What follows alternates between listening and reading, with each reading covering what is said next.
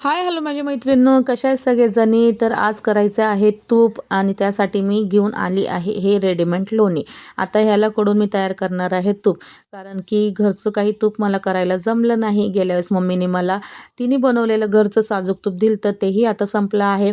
आणि जेव्हा कधी जास्त क्वांटिटीमध्ये मिठाई करायची असते किंवा स्पेशली बेसनचे लाडू, दिवाळीचा फराळ, तर त्यासाठी मी अशी लोणी घेऊन येत असते. आणि हे 1 किलो लोणी मी आणले आहे आणि ह्याचं 3 पावशेर किंवा त्यापेक्षा जास्त असं तूप तयार होणार आहे.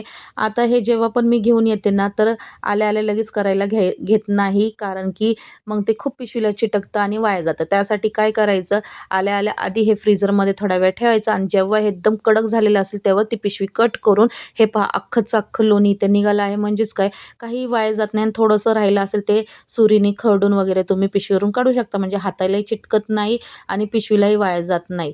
तर ही होती आजची टिप. तर चला, तर मग मस्तपैकी हे अख्खंचं अख्खं लोणी मी काढलं आहे. आता ह्याला मी मेल्ट करायला ठेवणार आहे. ह्याला प्रोसेस थोडीशी लाँग आहे. स्लो मंद आचेवरती हे तूप काढून घ्यायचं आहे. तर ह्याला व्हायला थोडा टाईम लागणार आहे. आता जोपर्यंत एकदम ट्रान्सपरंट होत नाही ना, हे फेस सगळं खाली बसत नाही ना, तोपर्यंत ही लोणी कडू द्यायची आहे आणि आपलं तूप मस्तपैकी तयार होणार आहे. तर आज करायचे होते मोदक, म्हणून आणला होता मोठा नारळ, पण तो सोलल्यावर इतकासा निघाला. आता ह्यातून किती मोदक होईल हा मला मोठा प्रश्न पडलेला आहे. आणि त्यासाठी मोदक करण्यासाठी मी इथं आणलेलं आहे रेडीमेड पीठ. हे मला ऑनलाईनमध्ये डिस्काउंटमध्ये मिळालं आहे. ऑनलाईन तुम्ही ऑफलाईन किंवा ऑनलाईनही घेऊ शकता, कुठेही इझिली अवेलेबल होतात. गूळ, नारळ आणि हे सुगंधित पीठ याचे तयार करणार आहे मी उकडीचे मोदक. तर चला, तर मग इथे आपले तूपही कडून झाले आहे. मस्तपैकी बघा किती छान तूप निघालं आहे.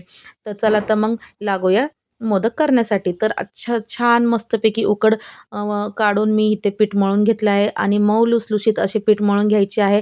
म्हणजेच काय, मोदक करताना तुमची पारी फाटत नाही, मोदक चिरत नाही. हे पहा, जोपर्यंत पेढा एकदम छान गोल होतो आणि त्याला एकही चीर पडत नाही, तोपर्यंत पीठ मळत राहायचं. हे पहा, इथे आता माझे पीठ मस्तपैकी छान उकड बसून मस्त मऊ लुसलुशीत मळून तयार झाले आहे. आणि ह्याची अशी पारी करून त्यामध्ये मस्त भरपूर असं सारण भरून पातळ असं मोदक मी बनवून घेणार आहे. आणि इतकं पातळ बनवायचं आहे ना, की आपलं सारण त्या मोदकातून शिजल्यावर असं बाहेर दिसायला पाहिजे. त्यामुळे काय होतं, मोदक चवीला टेस्टी लागतं. हे पहा, आतून किती असं सारण दिसतंय ना उकडल्यानंतर. म्हणजेच काय, वरचं आपलं जी पारी आहे एकदम पातळ झाली आहे आणि ते खायलाही छान लागतं. एकदम जाड केलं की ते चवीला चांगले लागत नाही आणि मग ते गिचगिचीत असं लागतात. तर माझ्याकडे 2 बॅचमध्ये मी एकामध्ये चाळण आणि एक असं इडलीच्या पात्रामध्ये मस्तपैकी मोदक बनवून घेतले आहे. चला, तर मग या मोदक खायला. तुम्ही यावेळेस उकडीचे मोदक बनवले की नाही, हे कमेंट करून नक्की सांगा. तोपर्यंत बाय.